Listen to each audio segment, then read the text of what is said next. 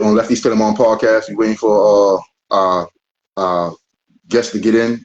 Travis Peterkin. We're going to be talking about, or we're going to get his views and thoughts on the boxing parade that went down in Brownsville, Brooklyn. Salute to Brownsville. Salute to all the champions first and foremost. All the champions that showed up. Salute to the neighborhood that came out to show love to all the champions in the neighborhood and put light on it. People such as Mike Tyson, the six-time world champion Zab Judah. Salute to him. Danny Jacobs. Who else we are? Riddick Bowe. Curtis Stevens. And Brownsville's own Danny Jacobs. It's always good when the champions come back to the neighborhood and show the young bulls, you know what I'm saying, where it all started and where it can go.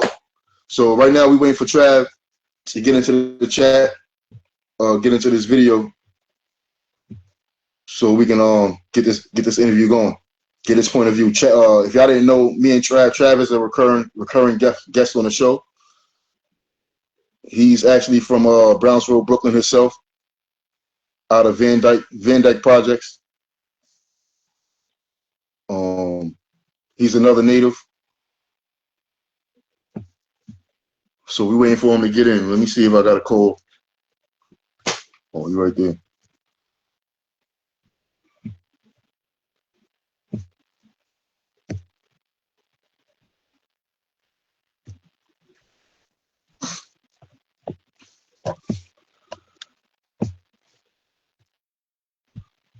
Yeah, man, back in full effect, man.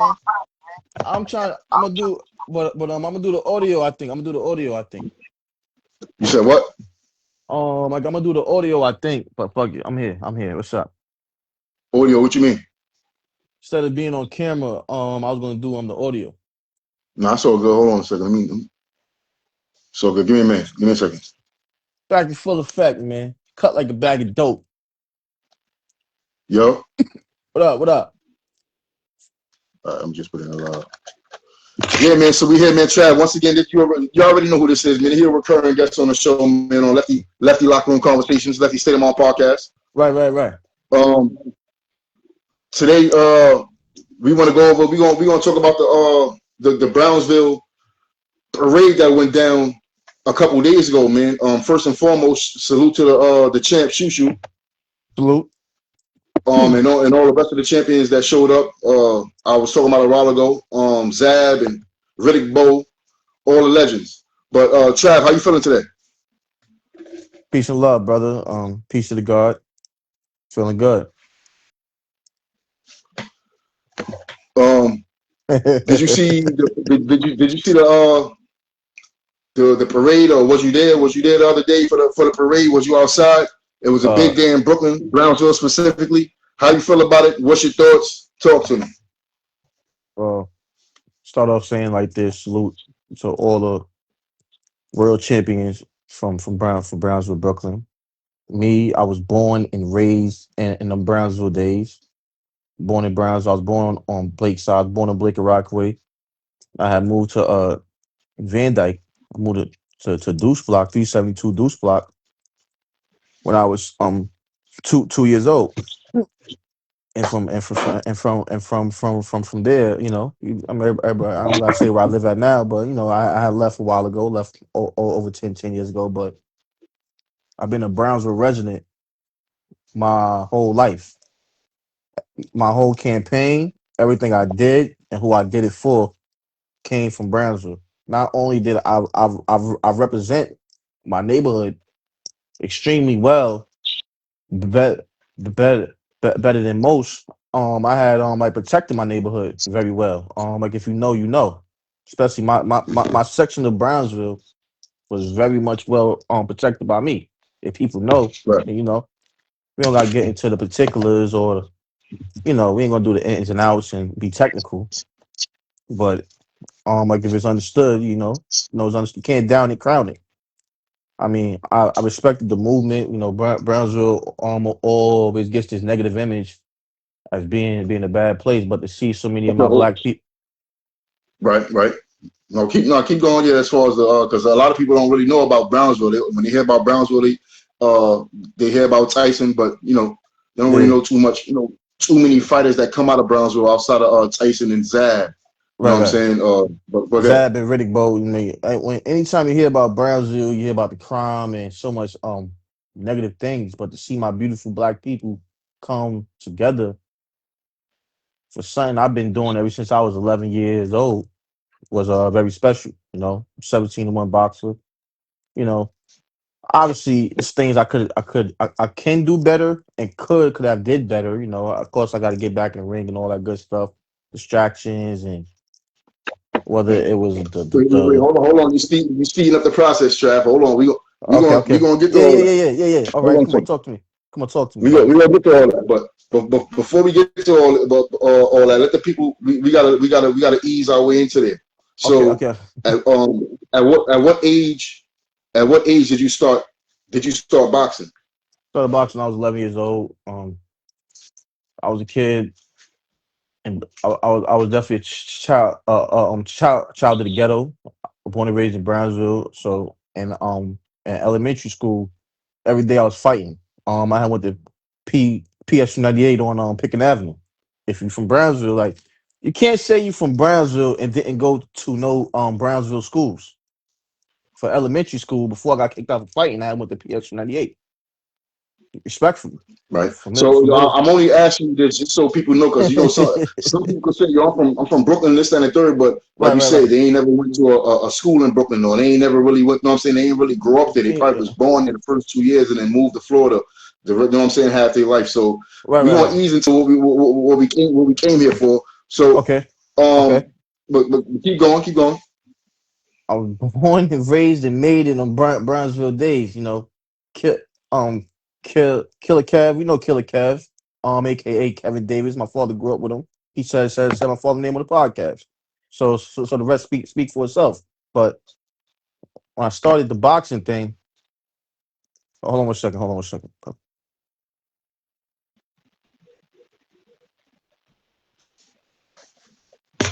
Upon so yeah.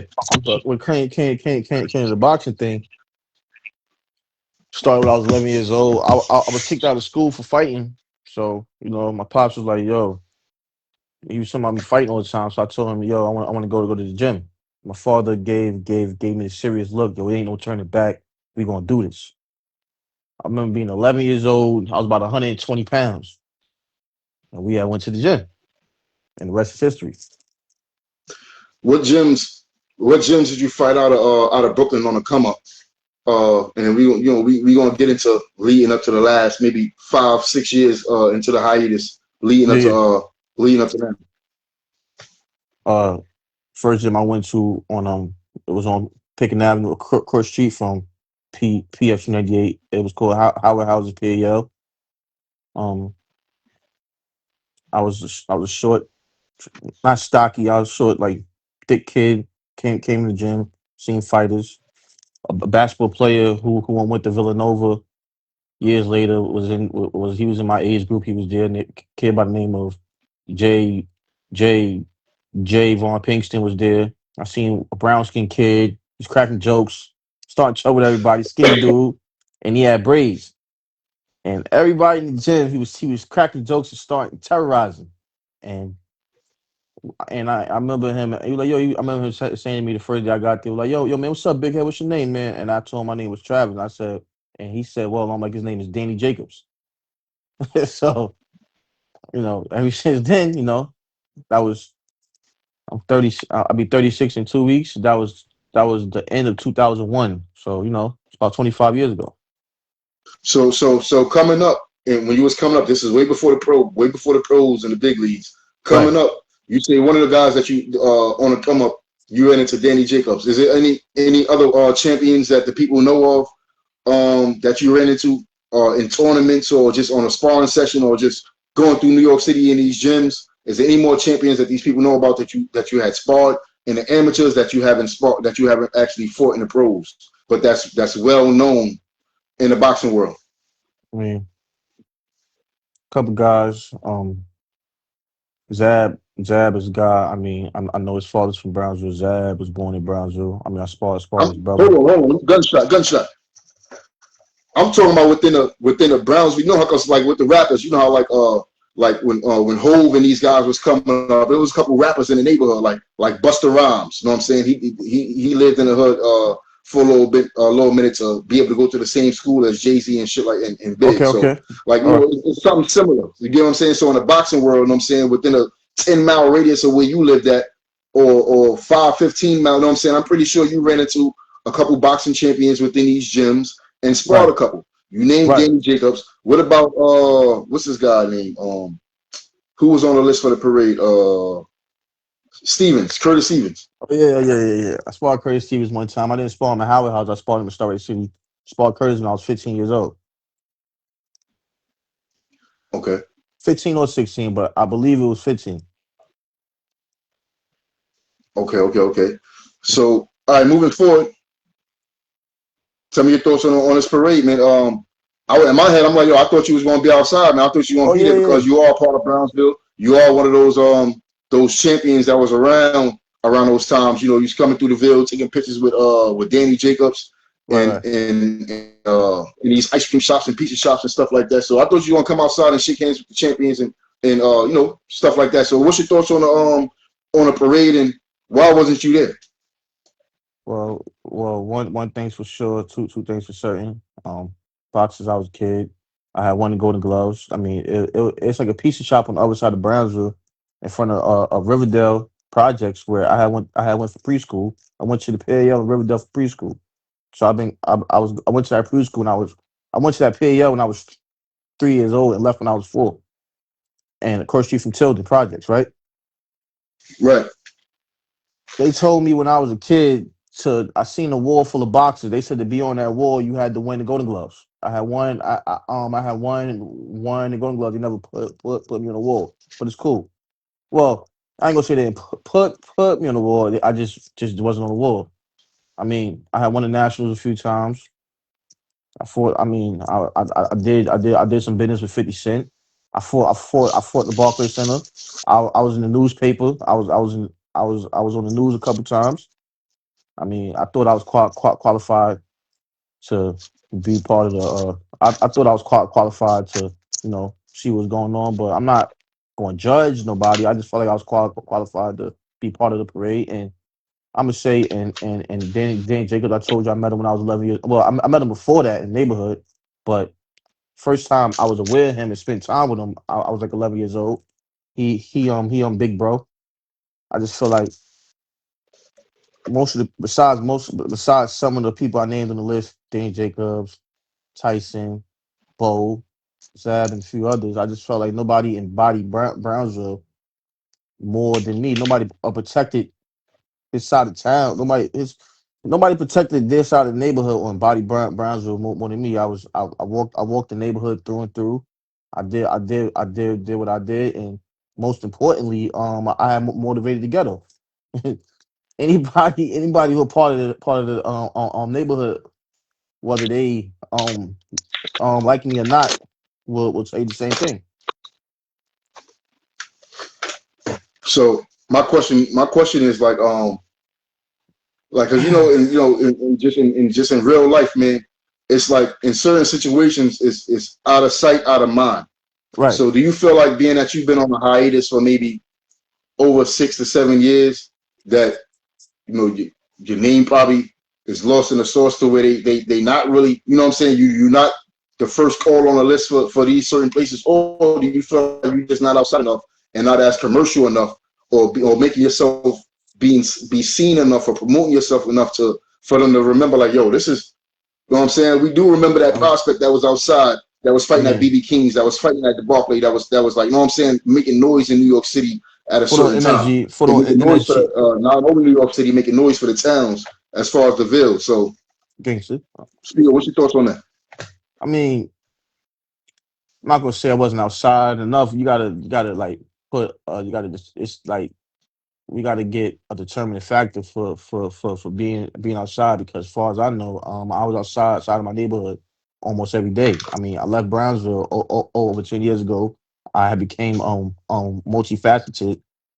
Did a few things with real estate. Had the teamwork, make the scheme work. I got a few people with me to make No, it no, work no, for no, no. myself. What I mean by outside is outside in the boxing world. As I mean, far as like yo, that's the when point. like That's the point. Okay, my right, fault.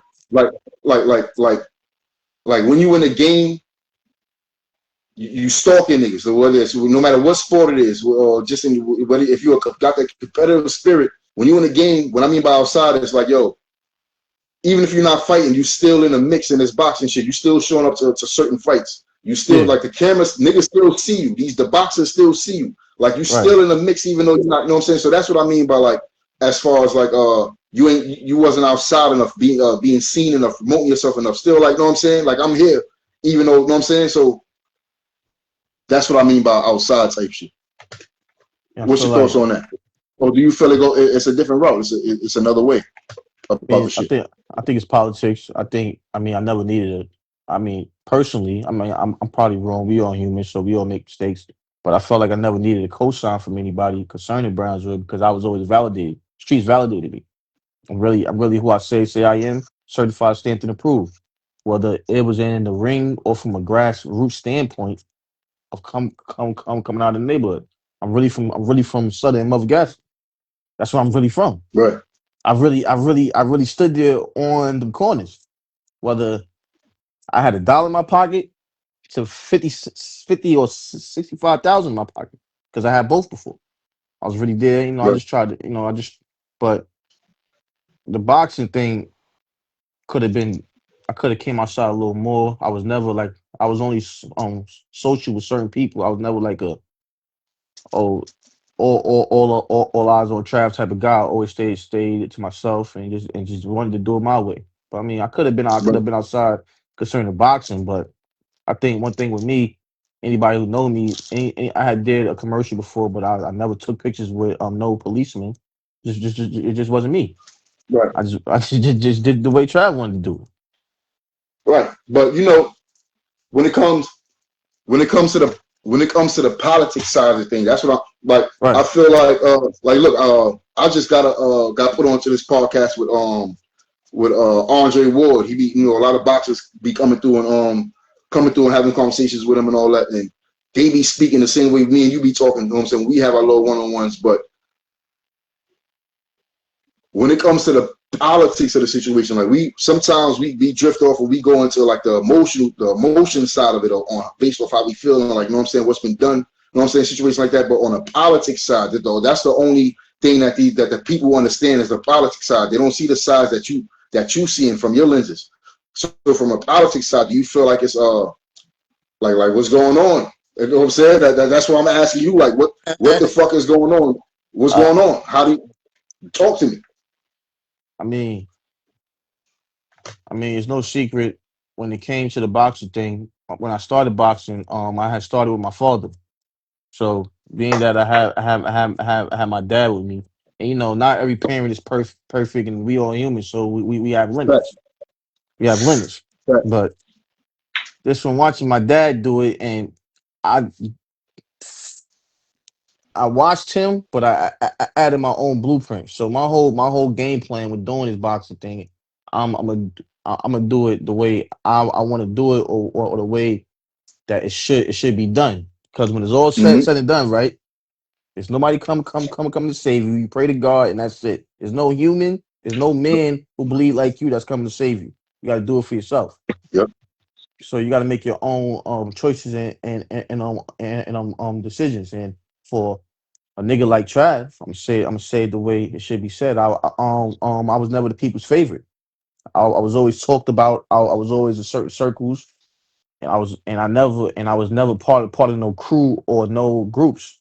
So because I wasn't with the in crowd, see my quote fingers, I was never with the in crowd or never part of no crew.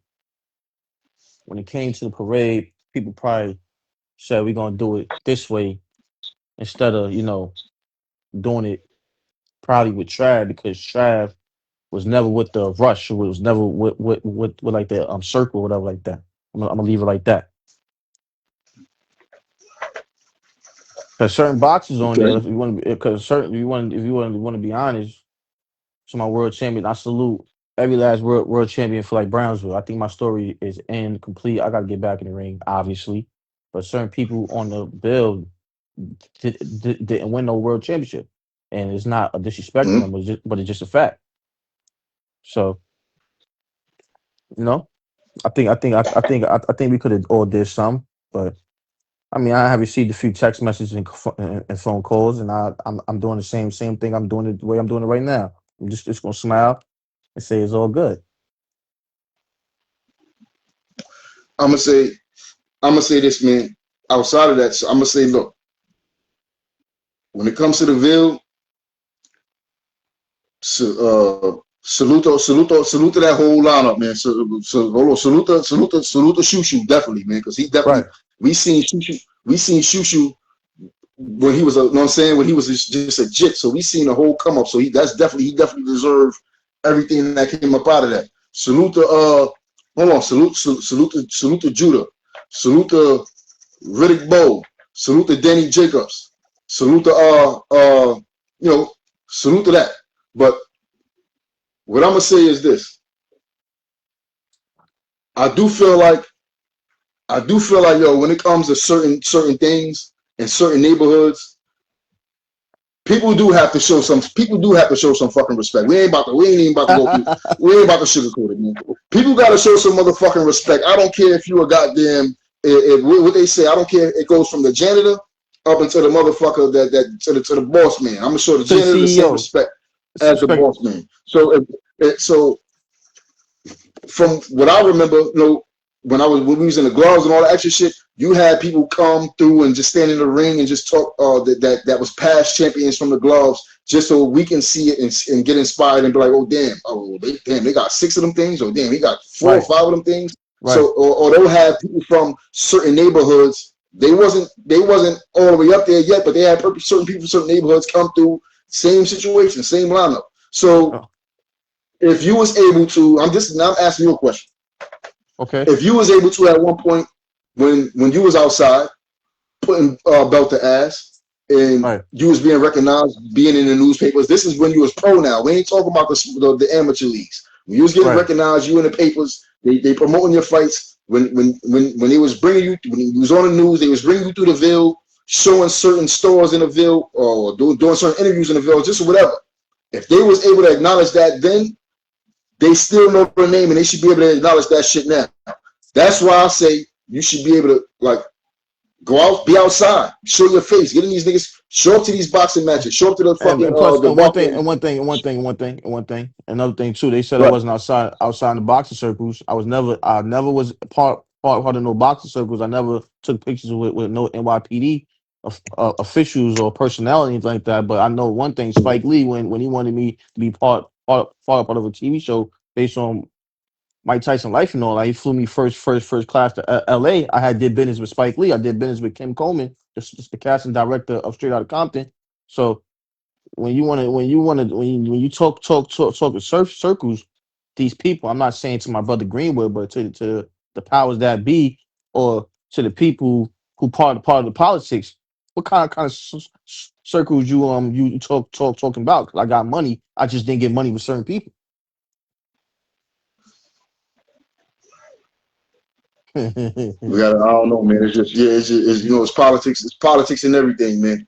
But one thing's for sure, two things for certain. I'm not in the game. I'm not in the game right now. But I do know what goes on here. You know what I'm saying, behind the scenes, and we understand the game from certain aspects. But what I can say is for your second run, what do you have to say? You know, for the people, we all know that you training. We know that you outside as far as getting back in top dog shape. But Thank you. this second run gotta be, gotta definitely make sense. So Okay. what do you have to say to the ones that's closed the door on Travis Peterkin due to, I don't want to use that B word, but just close the door just due to what they used to say back in the day. You talking about the B word? You talking about blackballing or blackballing, right? Oh oh shit! I ain't Oh want yeah, to. yeah. Oh, gunshot for that. Uh, Gunshot penalty, but gunshot. Hold on, I ain't want to say it. But okay. listen, that's what I mean by politics. Don't always have to be the man that signed a check. sometimes you got hating ass niggas as far as comrades, or as far as people that's next to the coaches, or as far as people that's next to the people that's in these rooms to help you get on Simon, or just in these rooms to help you get next to whatever you need to get next to, Right, and right. they'll make sure that you're not in the room, or they'll make sure it's smut on your name, or they'll My make gate. sure you don't get no fights, To or my make sure gatekeepers. your pockets is funny. So speak Yeah. on it, nigga. That's what we here for. Ooh, got it. This is you can't down it, Let's talk crown about it. it. Don't play with it, say with it. Lefty Rocky Room Conversations, Lefty Cinema podcast. This is what we here for. Speak on it. So when we say hiatus, some people don't go on hiatuses because they want to. You had Alicia Keys that fell back for over 20 years and it came back and said, "Oh, I was gone for 20 years because of a certain contract. Now I'm Right, back right, right. outside." Okay. Talk to Let's talk on it. Let's speak on it. man. This how I go. I ain't fall off. I fell back. Anybody that no Trav. I always did two things.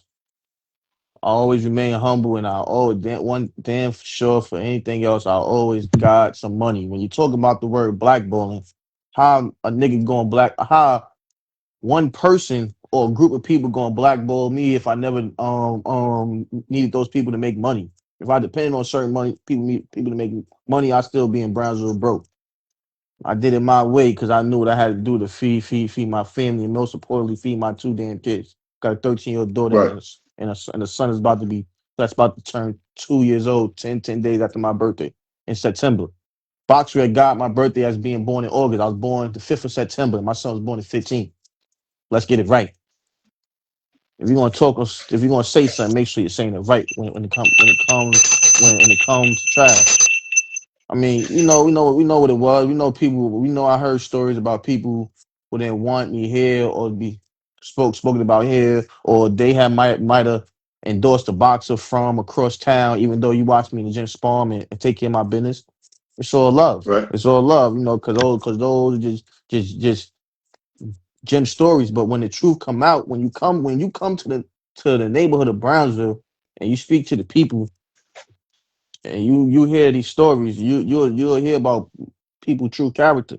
See how the people who's out there treated them, and see how Trav treated them. Because I never try to put myself as if I was better than somebody. I'm just like the people from the neighborhood I come from, and Right. it's a difference. I was really there, and I really did it, and I'm still alive to talk about It's a it. These are fact. the facts. These are the facts. Anybody from back home in the zone, from home base, I'm gonna call Brownsville home base, will tell you the same. So listen, man. Block for block, street for street, brick by brick. I did it. It's a fact. So moving forward. Um, what's next, man? And Listen, man, you yeah, gotta what's see. next, man? And at this point, you know what? I don't want to say. I don't want to say. You know what I'm saying? Validation as far as because you, like you said, if you when you walk through Brownsville, it already shows. You know what I'm saying? Niggas know who you is. Niggas know what I'm saying. It already shows. Like a hood celebrity.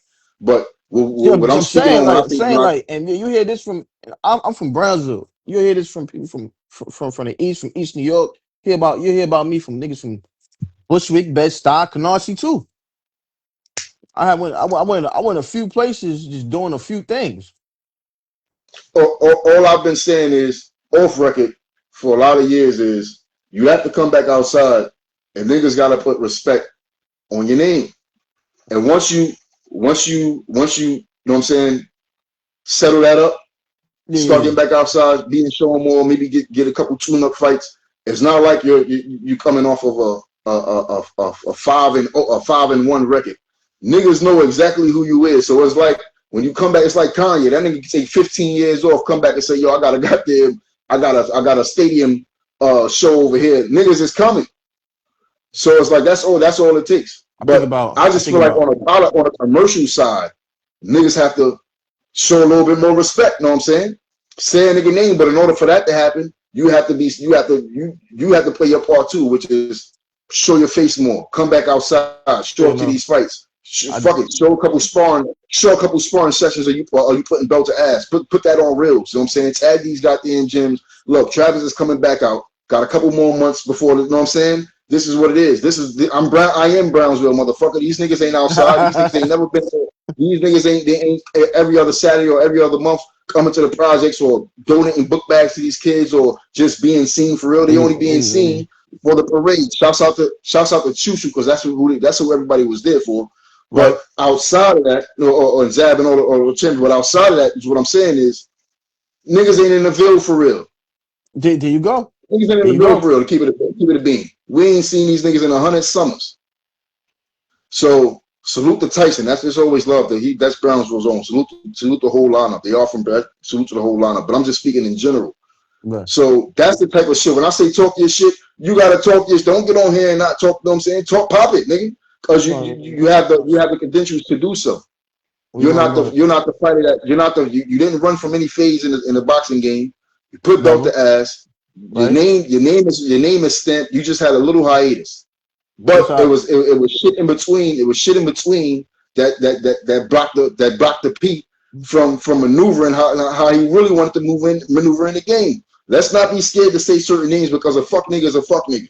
You know what I'm saying? Niggas stop my money, stop me from eating, stop my kids from eating in a certain way, shape, or form. Even though niggas know how to get it and hustle through the bullshit. It's just the principle. If niggas' names gotta be called out, so fucking what, nigga?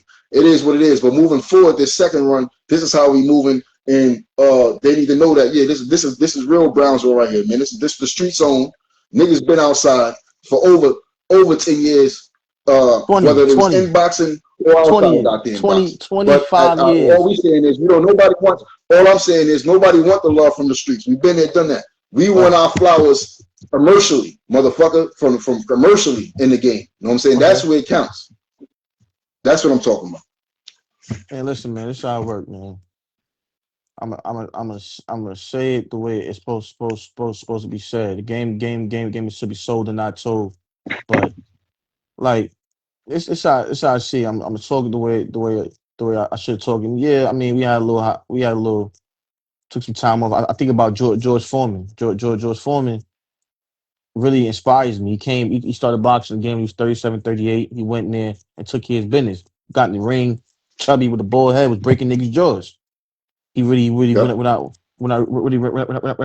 there and did it. And I feel like when it comes to speaking on my resume or my credentials, whether it's in like the neighborhood of Brownsville, really Brooklyn for that matter, because I was in Brownsville, I was in Canarsie moving around doing my thing, Coney Island. I was in the East, I was in Flatbush, I was in Harlem doing my thing. Right. Made a few moves uptown too, if you really want to know. And plus I was in the Lower East Side. But that's another story. Huh? We don't want to talk about Chinatown or politics. But I have ran into a few legal problems, this, that, and the third. But it's not really a name to say. But this how it works. See my odds? See my odds? I'm really from Brownsville. I really went to them schools and I really ran the blocks. Niggas ain't been home 20, 30 years. If that's your home, if that's home base for you, come home. Trav, this is something we all gotta know. We know Trav is from Van Dyke Projects. I'm born in Browns houses. I moved to Van Dyke when I was 2. Tyson from Blake and Amboy, legendary. You know, another Blake. I'm from Blake and whatever you want to call it. I'm from Blake. Danny from Peterkin. I can't name where everybody's from, but you know, we know a few people I named went to school in Brownsville. Mm-hmm. The boxes on that bill. Which one of you really went to school in Brownsville? Which one of you is really from the town? Because I'm really from where I'm to say I'm from, and I really did it the way I wanted to do it, not the way somebody allowed me to do it. I had did it the way I wanted to do it. You can't undo what I did. You can't rewrite history or try to destroy my legacy. It just like it just don't make no sense. I want to get more in touch with certain people. You know, I know Got you. Shannon Briggs is doing. You know, he's speaking to the to like the local politicians and all that. You know, we like I tap in because he had really knew my father. He really spoiled my father. I seen him how Right. I seen first time I seen him when I was 12. So you know, certain things for certain times, different strokes for different folks. But we got to tap in, Right. Shannon, because be because you really know me. I'm leave it like that.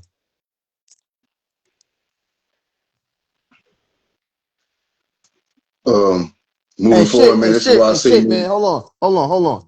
Another thing, right? I want somebody to discredit, dispute, or you know, just try to say I'm lying about anything I'm saying because at the end of the day, Green, you can't assassinate my character if I ain't acting. This is why I say, man. Look, when it comes to this shit or just anything in general, man. Whether niggas get blackballed or whether niggas try to assassinate niggas' characters or niggas try to stop niggas' money, the only way you can get up out of that shit is by putting yourself back on, man. Putting yourself back on. And once you get back on, you even more dangerous because you already done cut the grass. You done seen everything for what it's hitting for, and now we back outside, man. I don't even know if I got a full circle when I step back outside. My shit is shorter than smaller than a damn a goddamn straw fucking hole, nigga. But that's just all. That's what it all just comes back down to, man. You getting back outside, getting back in that ring ASAP, and just showing your face more, man. And then commercially, the commercial shit just going to automatically fall back in because the commentators or whoever going to be like, yo, based off his last fight, whoop de whoop. Oh, this is Travis Peterkin. They're going to start showing clips, replays, all this extra shit. Now everybody back on. You know what I'm saying? It's back on the train, Back right? riding niggas. Yeah, ride, yeah, Just like shit like DMX that. said, right? Just like DMX said, right? That's it. So I jump back slick again. Fake niggas jump back on my again. Oh yeah, I heard. Yeah, Exactly. yeah, we heard. Yeah, we heard That's about it. that It's too. easy money. That's it. But other than that, this whole talk about the parade was just based off one of the underground boxing champions of Brownsville, Travis Peterkin, just wanted to share his thoughts on the parade, and I wanted to know why he wasn't there, didn't show face, and this was another part of me saying Mm. just showing face commercially. You know what I'm saying? That was part of being commercial for all the Man, boxing, that's how it works, whoever man. was there. When it comes to neighborhood of Browns, they know certain niggas from certain neighborhoods was really living the shit they was talking about. When you think about Harlem, I think about Rich Porter, think about a few people. When you think about Queens, you think about the Supreme Team and Fat Cat and all that, right? When you think about South or Jamaica Queens, the Bronx got their crew. They got the feature crew in the Bronx, right? And Best Star, you got the Yeah, Mayos. When you come to getting money in Brownsville, you got to say my name, man. Trav Van Dyke, Blake, and Mother Gaston, Blake Ave, man. Blake the Sutter, Blake Sutter, Dumont, Livonia. Those hot blocks, people know me, man. it's a fact. So moving. We want to switch gears a little bit outside of that, man. I feel like this is a topic that me and you talk about every other fucking month whenever we get the chance to, and you be dead ass serious. I'll be serious too, but certain things you be bugging out on. But Okay. now it's on full display. 30 years later, Tupac trial, Keefe D. Have you been following the witnesses that's been popping up on this trial and popping they shit? I got to get more in tune with the trial. I mean, obviously, Tupac is my favorite rapper of all time. When I was a kid, Nah, I don't want to hear that, man. Nah. We can't have this conversation unless you've seen at least two witnesses on the stand. oh Damn, yeah, my I did shit see it. got I seen two witnesses. I had seen Reggie Wright Jr. and I seen Keefe D. He wasn't a witness. Well, he was a witness to the shooting. He was a com. He was in the car. He on trial for murder. He wasn't the shooter, but he was definitely in the car. So he was the main witness. He's like the star witness, right? He's the star witness in his own trial. Now they had Reggie White, they had Mob James, they had a couple Mob looks that James. they had a couple looks that was a part of the Southside Crips Dang. come through and speak on. They got a lot of people come. They had a couple officers, detectives that was, you know what I'm saying? So I've seen a couple of them shits, but the reason why I'm asking you is because like this is shit that we talk about, and Right. some of them shits they mentioned your boy Diddy. His name is coming up too many times in this trial, and now niggas is on the stand saying, and this is facts. Now niggas raise their hand for it. This is not niggas is saying that yo, it's facts that he did pay niggas to off the guard Machiavelli the Don. All right, this what it Talk to is. me. What you feel about this trial, man? Do you feel like this trial is a waste of time because it's 30 years later? Lawyers, doctors, judges, detectives, police officers, niggas done died, and you know what I'm saying? I Move, mean, skip town, across the country. Like, it's how it you work. feel like it's a waste of time? It's how it work. It's how it work, right? I'm gonna say it's not a waste of time because it's 30 years, but the people who was really involved in that whatever wasn't really brought to court. When you got people naming their record labels Aftermath and all that, I mean, I don't know. Shout out to everybody doing it, but certain things was just left out. As far as Diddy, I think Diddy, because Diddy's in jail. He's supposed to be released in 2027, if I'm correct. 2027 or 2028. He's in prison right now for sex crimes against humanity, right? We heard Say that stories again? about. We know P Diddy's in jail right now. Supposed to be released in the years of 2027, 2028 for sex crimes against humanity. We see him on tape hitting Cassie and all that good stuff. We see him, just running around showing his ass. Of course, no homo. But I believe if they could get one of them charges inside that Tupac murder case to stick, as far as Diddy having the conspiracy and conspiring to pay somebody to shoot Tupac, then he not gonna only be in jail for the sex crime thing. He gonna be in jail for the rest of his life for second degree murder. Yo, I feel like Diddy ain't coming back home. I feel like through this trial alone, they gonna try to he got to get on the stand too, because they asking you gotta watch the witnesses and see what they saying. You gotta watch the witnesses and see what they saying for to understand what I'm saying. His name is coming up too many times in the trial, Okay. and yeah, you got to watch it, and then we gonna circle back and speak on it.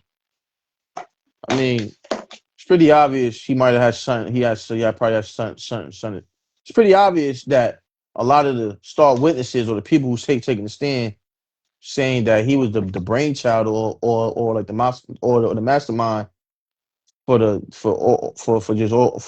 ordering a hit of Tupac and Biggie Smalls.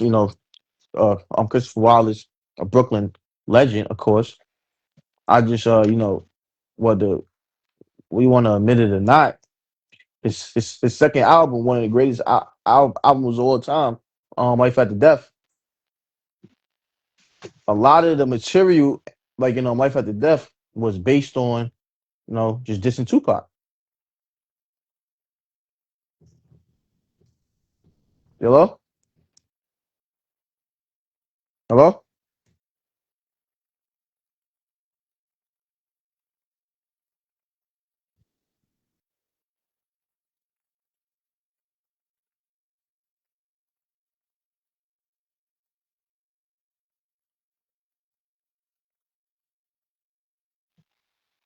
Trav,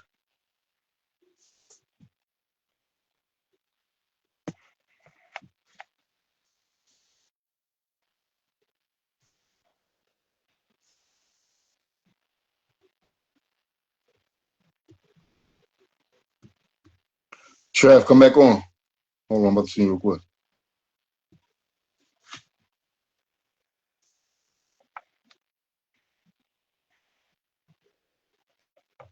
I don't know what happened. Your camera froze, man. Hold on, Trav, hold on.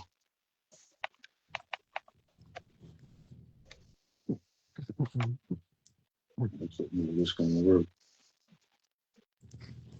Hold on.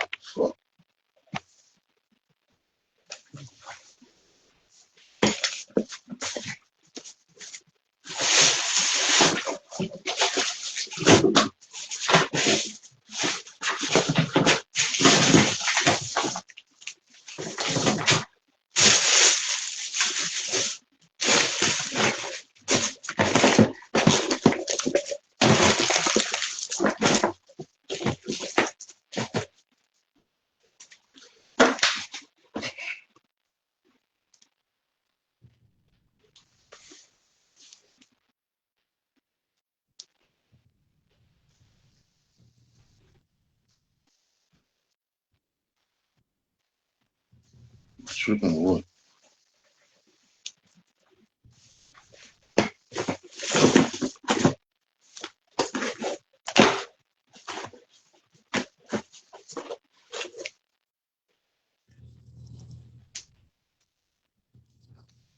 Hold on, Trav. Headphones died. Damn.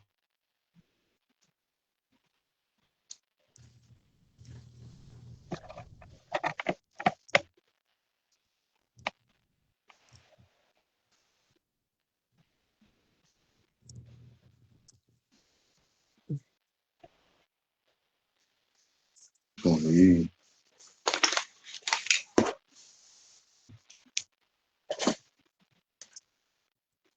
So Puff Daddy. I'm trying to get this shit right.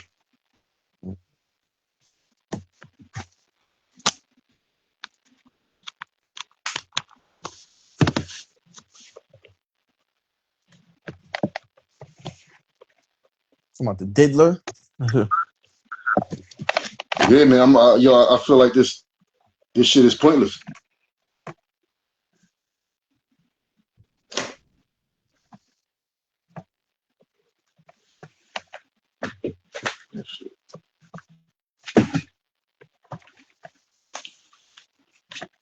Fucking charge this shit.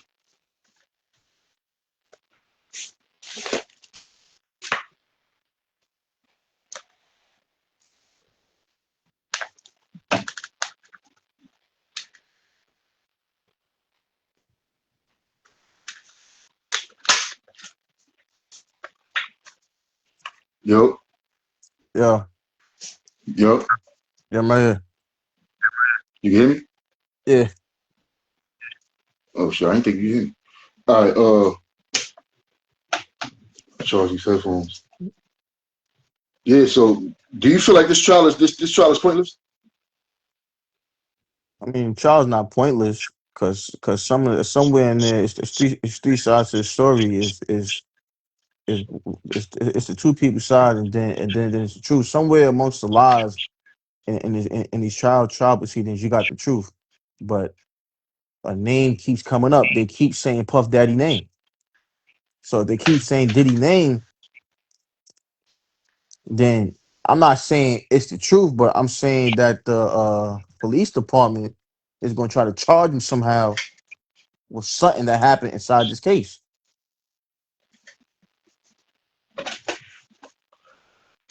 You can Yeah, hear me? yeah, I'm right here. I'm right You here. hear me, Trav? Yeah, I feel like I feel like yeah. I mean, I ain't gonna lie. Like I said, when we get off this call, look at a lot of these witnesses interviews and being that his name is being brought up so many times and it's niggas already done put out there that he done paid niggas for the hit and right. shit like that. Um, I feel like he gonna have to be called either to the stand or he gonna somebody going to jail. It's either Keefy D, Keef, somebody going to jail in this situation. So a lot of niggas died, but I feel like you know what I'm saying. Somebody going before the trial was over. I feel like Diddy is definitely going to be a part of this trial too. He got to be going to the stand because his name's being brought up too many times. Well, you can't say Keefy D is going to jail because Keefy D is already in jail. You can't say Diddy is Well, going to jail. He's already in jail. But somebody is going to be the fall guy and be charged with Tupac's murder. you said somebody going to be the fall guy. Like somebody, what you mean as far as what you mean? What you mean by that? I feel like somebody got to be the patsy. Somebody's going to be the face of this whole thing and going to be charged with either committing. Well, the person who committed the murder, like is allegedly is already dead. Whether it was or whether it was Orlando Anderson or somebody called with him. But somebody is going to be charged with ordering the hit on Tupac Shakur. That's Diddy. Yo, it was a detective. It was a detective up there. Allegedly. Allegedly, I was Diddy. Listen, it was a Yeah. detective up there that they called up there, and he wasn't even a part of the Suge Knight campaign, the Reggie Wright campaign. Work wasn't doing no security for none of them. He was a Right. part of the Biggie's case, right? He was a part of the Biggie's case that he said that he was put on around like 2006, some shit like that, right? But with Right. that being said, he was only called to the stand because I forgot what he was there for, but it was something to where he had to cover a little bit of what was going on with Tupac. It's like you can't talk about one without talking about the other. So with that being Right. said, it's like that was the detective that said that Diddy paid the South Side to to do the hit allegedly. I mean, no Right. sugarcoating the shit. No Right. sugarcoating it. That's it. So Right. if this coming from a detective, and then he's saying that he personally was talking to Keefe D outside of Diddy, as far as the detective and Keefe D during his trying to get off of that. Remember when they interviewed him the first time and he was trying to get serenity for the whole shit, seniority, whatever that shit's called, He was trying to get immunity for he was trying to get immunity. immunity because he gave certain names because he agreed to he's Right. signing statements and affidavits, man. So during that first whole interview, he told it all. So he circled the block and said, "Look, he came to me and told me that, yo, this, that, and the third." So like I said, with him saying all that, Diddy name came up too many times. So I feel like, yo, he definitely gonna go down. 30. I don't know. How do you feel about the shit though? Like, as far as, do you feel like this is a waste of time, a waste of trial, a waste of money, I just or feel do you like feel like, damn, I feel like in the bottom of my heart it's a bad day for hip hop because when it comes to Tupac Shakur, the greatest rapper that ever lived, whether you want to admit it or not, he's the most influential rapper of all time. He's the most exploited artist of all time. The most exploited. They use every part of what whether it was his body of work or now they got in trial, they showing the autopsy photos. They exploited him to the fullest, And I just feel like the people who spent so much time trying to bring him why they down, wait? or Why they wait till Mr. Feeney? Why they wait till Mr. Feeney pass and Big Mom's pass to start doing trials and shit? I You mean, know what I'm saying? it's sad to do it when the mother's passed. But one thing we can agree on there is with the statute of limitations, murder stay murder. So no matter how long it took, they shine a light on Like, on what's going on. like they said, like one of the dudes said in the trial, they said, look, that nigga Suge said, yo, if you can solve Pac trial, if you can solve Pac's death, you can solve Big's death too. They both go, they both the same. Yeah, of course, because because you can't say one of them name without the other. It's always Tupac and Biggie and Tupac. This is the foundation of hip hop. One case can't be cold without the other one going cold. It was everybody, the same individuals was involved. But one thing I can say, because I'm following the trial. One thing I can say is, in the beginning, I thought it was pointless because a lot of people are not here no more. A lot of Right, witnesses that can really talk is not here no more. And the one that really pulled the trigger is dead. You know what I'm saying? right. And it wasn't Orlando. It was another dude, the fat local dude. Well, So it's like, allegedly, Gaddafi, a member of the outlet, allegedly. said that there was a fat, dark-skinned arm sticking out of the car window, and out of the white Cadillac, and Orlando Anderson is skinny and he's light skin brown He skin. said it was a fat dark skin. There's a fat, It dark was skin a arm. He fat said, dark skin arm that came out the window.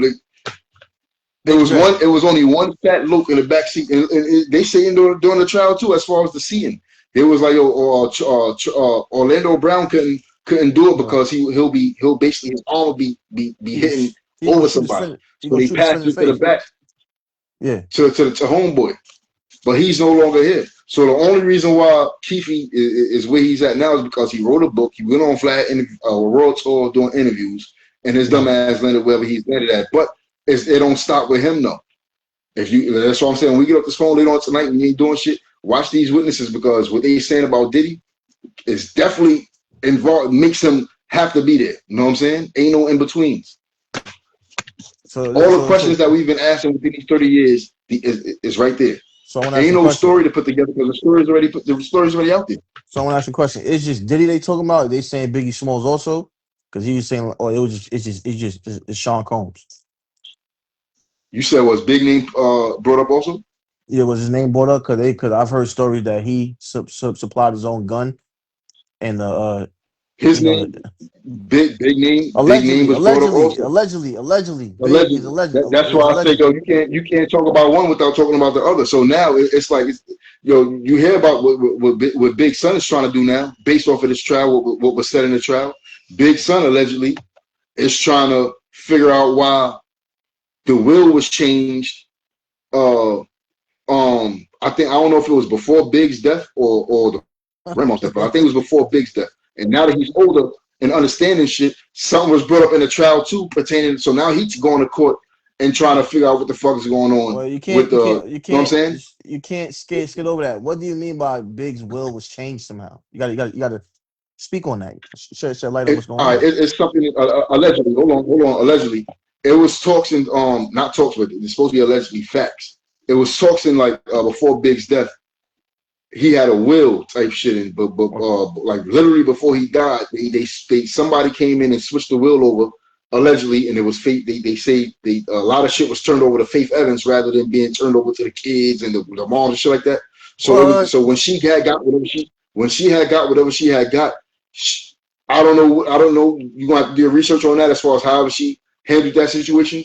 But now he's circling the block as far as the son is circling the block, trying to figure out why certain changes was done.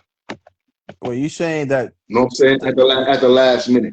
So hold on 1 second, Green, because Green, this is Green show, this is Green podcast. I'm giving props to Green. You said the will was changed not to go to Biggie's children, but to go specifically to Faith Evans, because his wife at the time. Because Biggie's son, because Biggie's son is Faith's son, right? Faith and Biggie got a son together.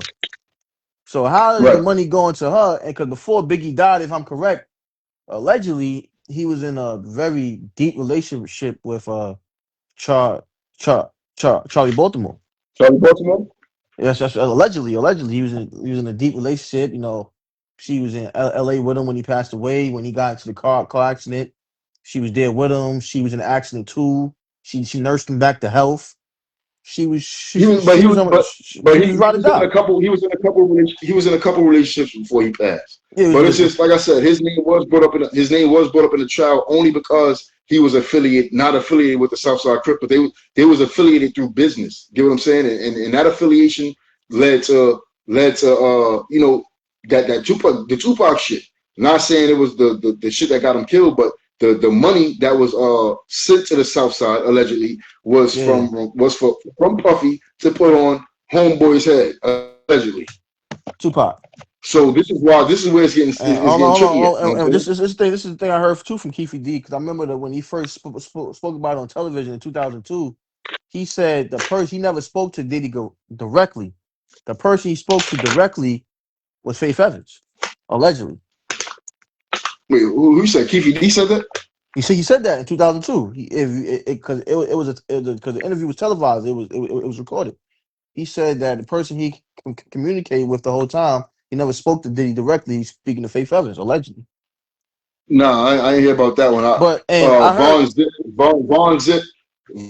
Von Zip name got brought up because as far as the payment, I'll make sure. I'm gonna send it to you. Oh, hold on. They said that Puff paid Von Zip, which was a big time hustler in Harlem at one point, but he moved to, he was on the West Coast, I guess, he was in Vegas and Cali, whatever. But Puff paid Von Zip. He paid Von, which was affiliated to the South Side, which was Keefe. So Keefe was supposed to be the big homie of the situation at the time. So the middleman was Von Zip, Right. to Middleman. go to Keefe type shit. Keefe D, and Keefe D was the tie to the South Side. So Right. that was the protection. So I don't know. That's all the talks within that situation that involved Big and Puff and But that they whole said, but they said putting money that, on heads and shit like that. but they said Von Zip had stole the money or something like that, right? I don't know. You got. They I don't said, know. This is what I'm they said saying. Von Zip stole the $1 million. Or that's what they said. That's what they said. Listen, listen. Matter of fact, this is what I'm gonna do. And Faith Evans, Just speaking of the will being changed, wasn't Faith Evans just sued for the money from Biggie's estate, and she had lost the court proceeding? I don't know. Was she? Did She she? was sued. She was sued for the money, and she lost. Mm, I ain't see that one. We both got to do our Googles, man. She got sued for But the state money and lost. well, look, this trial is live and direct, and it's going on right now as we speak. So just try to catch up on a couple. And look, the shit's so funny. One of the Southside ex allegedly Crips came up on the stand, and he made it be known. Look, I'm only here. I'm here due to a court order. This, that, and the third. Try to make it seem like he wasn't a snitch, right? So they interviewing him. They asked him more questions, and they waited later on to say, "Oh yeah, so it wasn't in 2005, 2006. You was working with a team called allegedly Haida, which is like an informant, and then come to find out he snitched on Keefe D way back then. But the lawyers just wanted to let it be known that, yeah, we got one of your Southsiders up here, and we know that he was an informant at one point, and he did tell on you. So, you know what I'm saying? This is the tactics that they playing up there.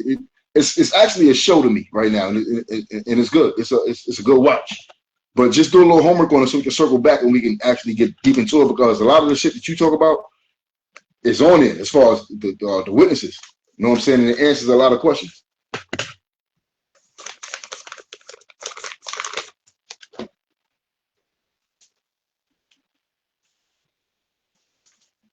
Yo.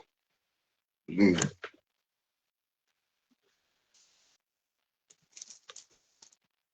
Trav.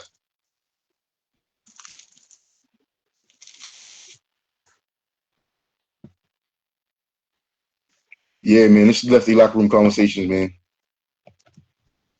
We here, I don't know where he went, but he'll be back on, man. We if you in the comment section right now, man, let me know your thoughts on this trial, this Tupac trial. Yo, Y'all I'm feel right like it's here. Yo, I'm right here. You hear me? oh yeah, I hear you now. Listen, man. We gotta do our research on this Tupac trial. This is the biggest thing moving right now, and it's not how you start. It's how you finish. Sean Combs was the biggest record executive in hip hop history. These are the facts. Tupac is the best rapper in hip hop history, but the biggest mogul who had the longest run is Sean Combs. That's what he started as. But by the end of this Yeah, trial, we're gonna see how it finished. I definitely want to see how this shit. Because listen, man, a lot of niggas and look, that nigga Keefe D he stood up and said, look, he said, man, this ain't right, man. He said he said people was coming after my family. Y'all keep giving out my address during this you know what I'm saying, this trial. They coming after my wife, they coming after my, you know what I'm saying, they terrorizing my homes. Like shit's getting real now. It's like it's a replay of 9/6 again. You Yeah, know what I'm saying? When niggas was going to war with after the guard passed. yeah. These Tupac fans is ready, to put belt the ass, as you would say. Mm. As far as Big, I don't think that case ever gonna get solved, man. That case gonna be cold. You think so? I think that case gonna be cold because it was too technical with his shit. Like you said, the LAPD, everybody was involved in that shit. Yeah, they were sued Pac shit was a for little difficult. Pac shit was a little difficult because his shit was in Vegas, and they keep trying to tie some Vegas shit to Compton, and like you know what I'm saying, and that's two different worlds. They saying niggas came from if niggas came to travel for a fight, that's one thing, but like Big, his shit happened in one location, LA. You know what I'm saying? yeah. How is Tupac trial tied to Compton and it happened in Las Vegas, and how how is Biggie's trial that happened in Los Angeles specifically not tied to Compton? Because it was a few dirty, allegedly, it was a few dirty cops who was part of the mob power. You know, a few dirty cops that got him knocked off. We know that. Right. And you can't say certain people's names because of lawsuits and all that. The David Max of the world, who was on behind the music and all that. But it was some funny Throughout the business. years, throughout the years, we done seen cops resign, detectives resign, niggas damn near off themselves, unalive Pass away. themselves. Yeah, yeah, yeah. You know what I'm saying? Not just past weeks, just unalive themselves due to the fucking traumatic. I don't know.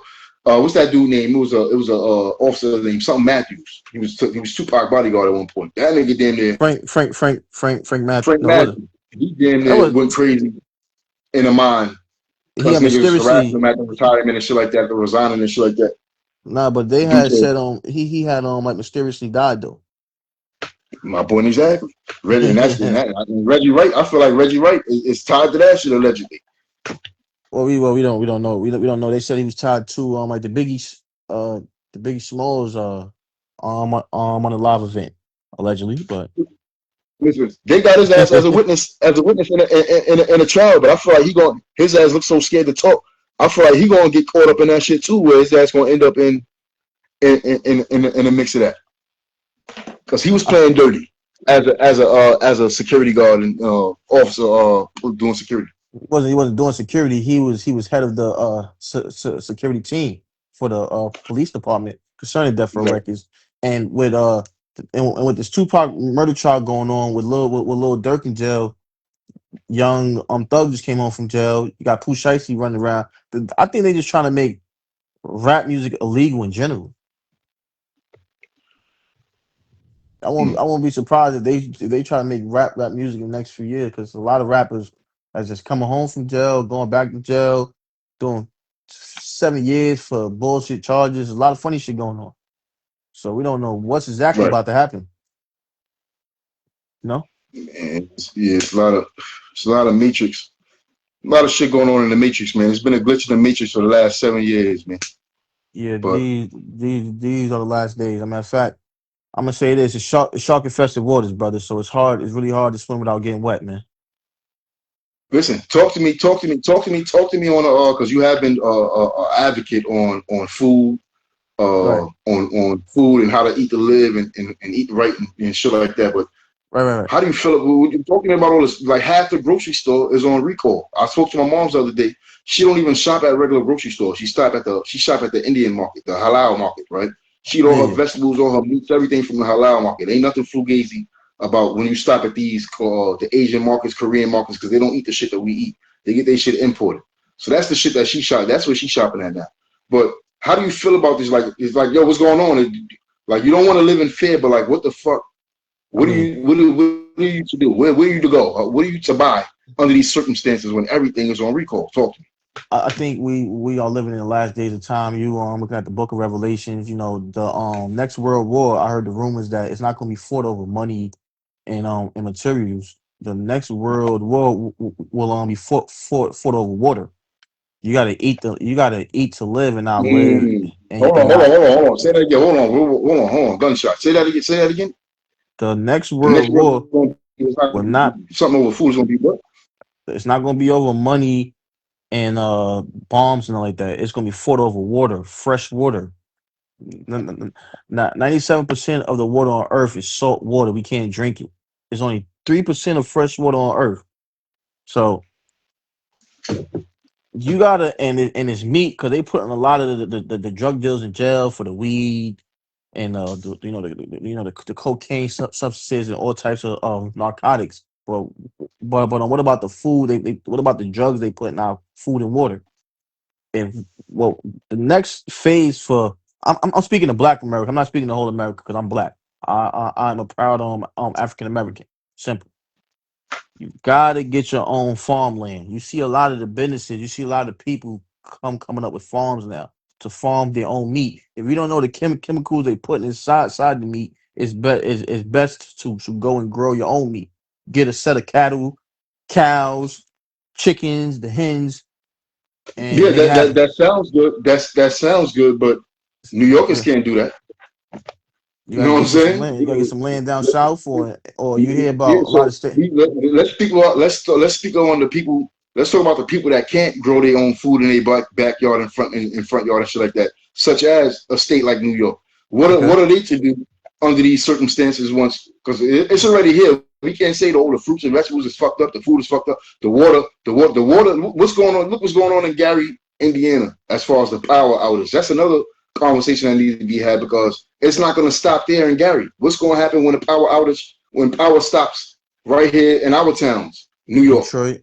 It happened in Arizona, Detroit.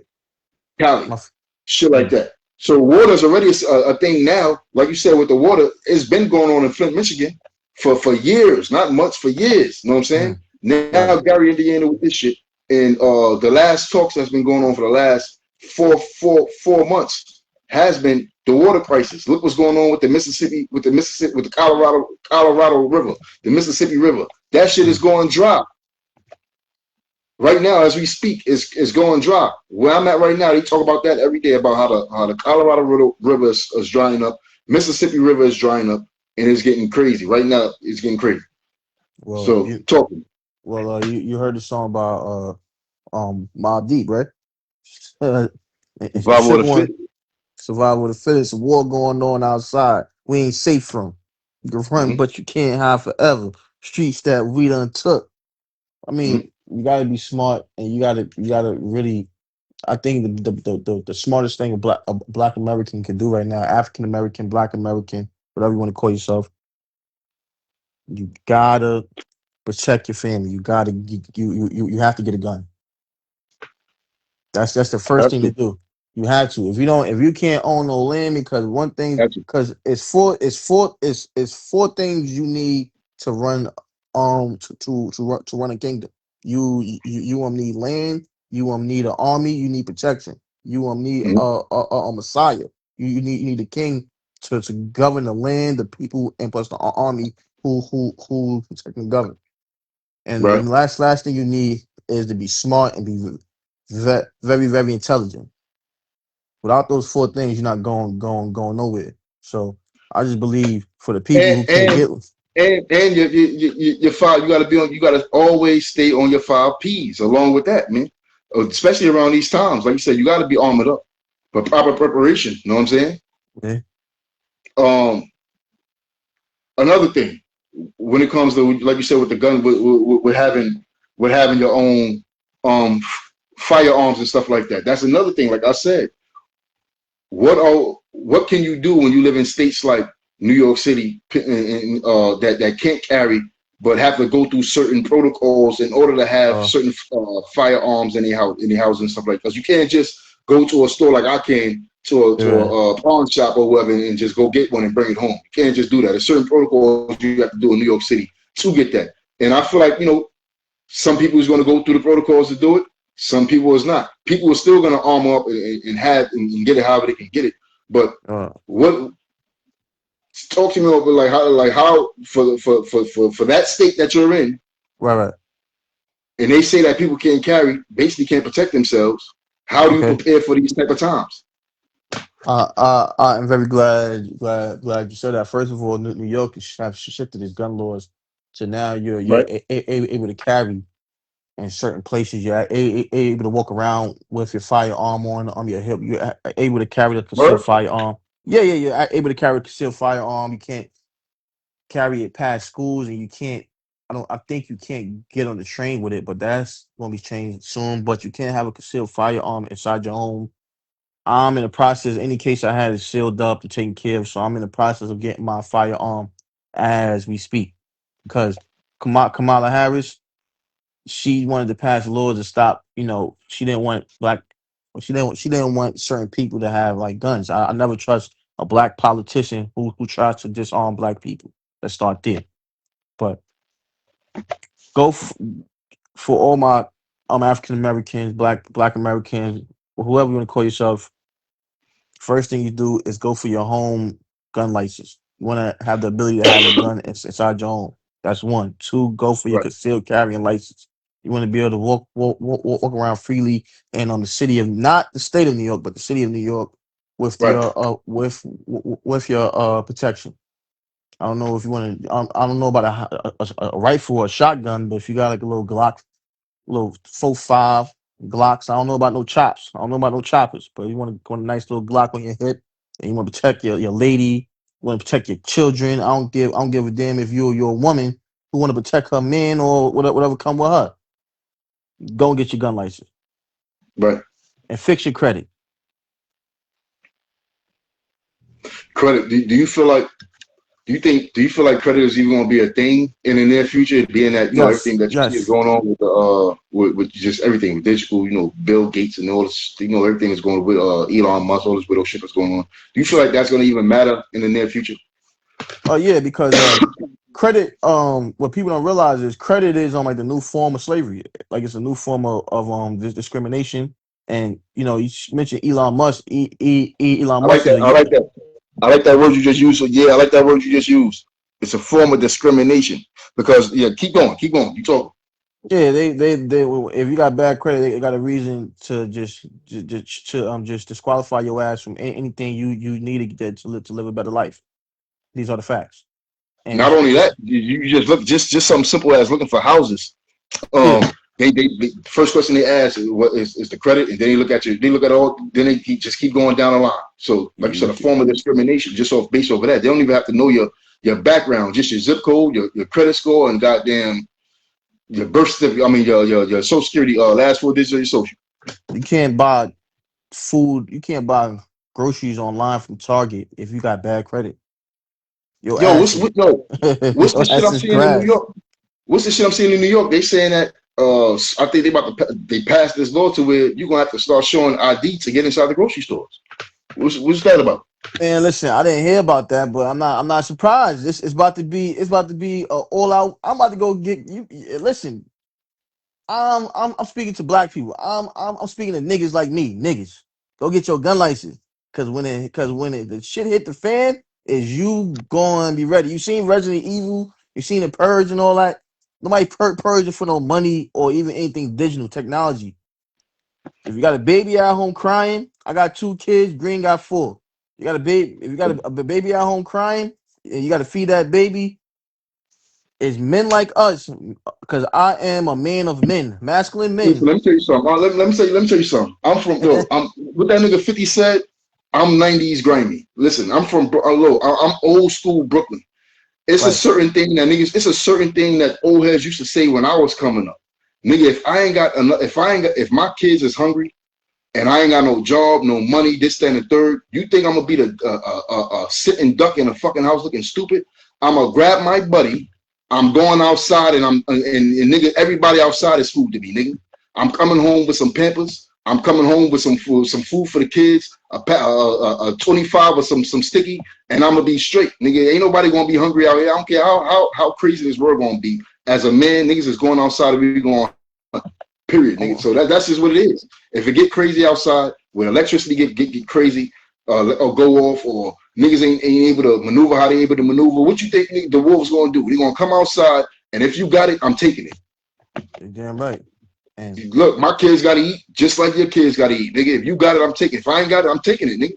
motherfucking Period. right. That's just it's a dog eat dog world, and we seeing what's going on with the people that we supposed to trust, as far as the politicians, the governments, and all that other shit. We ain't gonna speak politics, but we see what's going on. They're telling us that they stealing the SSI from our older people. They telling us that they stealing money from taxpayers. They telling us all this shit to our face and expect us to still pay taxes, pay rent, pay mortgages, pay this, then the third. We're not having it. So what you think the people gonna do? Just like they're stealing from taxpayers, stealing from our grandparents that's been working over 40, 50 years and they retirement checks. What you think the wolves gonna do? They ain't gonna give a fuck about no jail time. They ain't gonna care about no goddamn none of the shit they talking about. They're gonna go outside, they're gonna feed their family by any means necessary. Damn right. By any means. Damn right. And we're gonna do it just like they doing it. So moving forward, now I'm already hot, man. How you feel about all these lynchings that's going on within the Oh, South? It was already 3 in Mississippi. We just found one going on in Roanoke, North Carolina, and that's close to where I used to live at in Rocky Mount, North Carolina. So that's very close to home. you sure? You So sure? You sure it was one in North Carolina too? it's one that just recently went down in Roanoke, North Carolina, they found somebody hanging from a tree. Two more incidents happened in Mississippi. Then we got this lady that I'm hearing about in New York City. She went to go visit Las Vegas, and she been missing. A family in New York and in Jersey been sent out a missing alert. It's been on the news. They just found her this morning, dead by the airport, unalive by the airport. Went missing. Went to go visit a friend in Vegas from New York. Went to go visit a friend. Got found missing out there next to the airport. Literally this morning. Been missing for a week. So, what's your thoughts on just that whole dynamic of these new lynchings that's coming forward right now in today's time? Listen, man, you gotta be smart. You gotta know you moving with. You can't save all black people. You don't gotta save like minded black people because some of these niggas be willing to turn your ass into the white man. And I think this country is about to go back to a state of segregation because desegregation, as we've seen, does not promote black leadership in black neighborhoods. The only community that was desegregated was the black people. What was the black neighborhood? So the main thing is, just like we talked about the gun laws, you got to stay to your own, protect your family, and protect yourself from what's going on out here. The biggest problem in mass media today, the black woman got a problem with the black man. You got to listen to your man at home and stay with your tribe, cause this shit about to get hectic. And they trying to send us Listen, back to these lynchings and the Jim Crows. They trying to put black people in fear to leave this country. They pushing that. First of all, they pushing black people out of the major cities in America with the gentrification. The prices of rent and the way they doing it is through the credit. You need a credit check to even get a side of line. studio. Right, you need The a the, credit price, check. the prices then definitely went up crazy, and it's definitely out of line as far as you see what's going on out here. People was leaving their homes, leaving their apartments, and just living RVing it out, tenting it out, sprintering it out, goddamn school busing it out. These niggas is living, they getting how they live these days. Cause now it's starting to get outrageous. I'm looking up Exactly. shit in I was seeing some shit in New York, a studio apartment. I'm talking about closet, the whole house, the whole apartment, shotgun closet for damn near 5,000, second, third floor, damn near 4,500 type shit in Bushwick. I'm like, yo, hold on, son. For Five thousand. 4,500, for 4,500, you can take your ass to Texas and get you damn near a mansion. Come out here to the West Coast, Arizona, get you a mansion. Go out there to the South, anywhere in the South, Louisiana, Detroit, get you a fucking mansion. What are you niggas doing in New York? Why y'all still there? Talk to me. What's keeping Listen, man. niggas there? They stand in I th- apartments, one or I two think bedrooms for $5,000 when they can go 2 states over to Maryland, Virginia, wherever the fuck, West Virginia, and get it for 10 times lower than what they're paying now. Front yard, backyard, pool, everything. Talk I'm to me. saying I'm saying what it is. They trying to, I mean, it's I think in New York there's more cameras, there's more protection. Because once you get to the back weeds of the south and sometime to the west, 80% of the population live on the East Coast. And when you go down south and when you go to the west, there ain't no healthy alternatives. It's hard to find a Whole Foods or Trader Joe's. That's why they talk Whoa, whoa, about whoa, whoa, whoa, whoa, whoa, whoa. Gunshot, gunshot, gunshot, gunshot, gunshot. Whoa, whoa. Did you just say when you go to the south, there's not no source, no water food? What would you say? there's no healthy alternatives to eat food. You see a lot of the fast food restaurants. See a lot of the Jack in the Box, the Wawas, the Golden Corrals. It's No, not no, too no. many. You definitely it's definitely overstocked with fast food restaurants, but it's also overstocked with farmland that sells that where you can actually pull up to and get your fruits and vegetables and go damn near grocery shopping off the land. Just like in Jersey, people don't take advantage of New Jersey. New Jersey got all the. We used to go out there as a kid and pick our own okras, pick our own strawberries, our own green tomatoes, our own vegetables right there in New Jersey, and put it and weigh it when we about to leave out, weigh the shit and take it back to Brooklyn.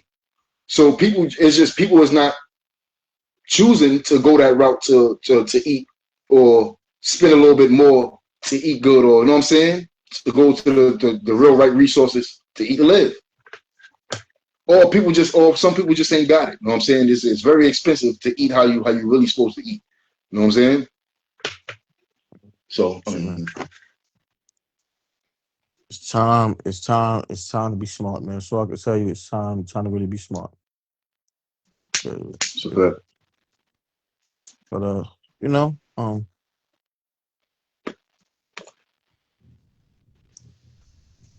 but besides that, you know, we gotta do some more talking, man. Next once a week, we're gonna do one of these conversations, man. What my man Lefty Locker Room conversations, man. We gotta get We right, man. got you, man. We got you, man. Definitely, man. But we don't want to. We definitely. Like I said, it turned out to be a great interview. You know what I'm saying, talking about a little bit more than what we're supposed to, but overall, the interview was based off of just Brownsville as a whole. You know, the Brooklyn way. We show love the Brooklyn way, man, and just the same way Brooklyn show love not only to the world. We just feel like a lot of people should get acknowledged, whether you the boss or the goddamn janitor or in between. Either way it goes, if you contributed to the game, I feel like everybody need to be celebrated the same. And I on just that note, I just I just feel like it's a difference because I think the two biggest words that keeps coming to me with this interview is perception and reality. These people, certain gatekeepers and cliques and crews try to put out the perceptions like they kingpins or they run in a certain neighborhood. We know who held shit down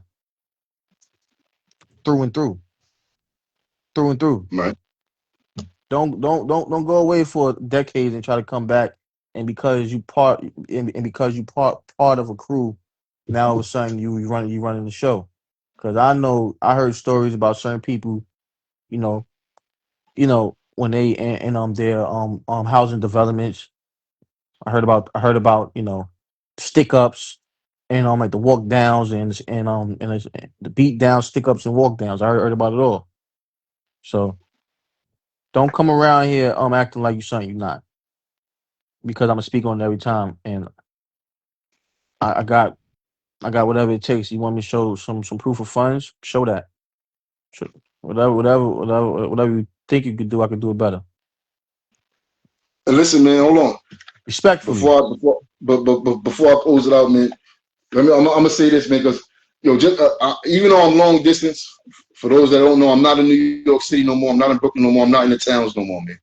Right. But at the same time, all my sparring partners that ever sparred me in since I've been in the game, like Trav said, man, if I'm saying anything that's wrong or if there's any lies or on anything that comes out of my mouth, because I don't get on this podcast and just be talking for free. If any lies is coming out of my mouth, you guys can speak on it. Also, just because I'm far out does not mean I cannot fly back home and put belt to ass. We're going to start there. Yes, you see me on this podcast. I do smoke a little sticky from here and there. But just like any other person that's been in the game, it's like riding a bike. They know how to get their body back right. They know how to train because we've been in dog shape before. We train with warriors before. We spar warriors before. I can always jump back in at any time. Just give me a call and I'll get back right. I'll step back in today, tomorrow, anytime. But let's just make it right. As far as I don't care what avenue it is. It can be influencer boxing. It can be regular boxing. It can be YouTube boxing.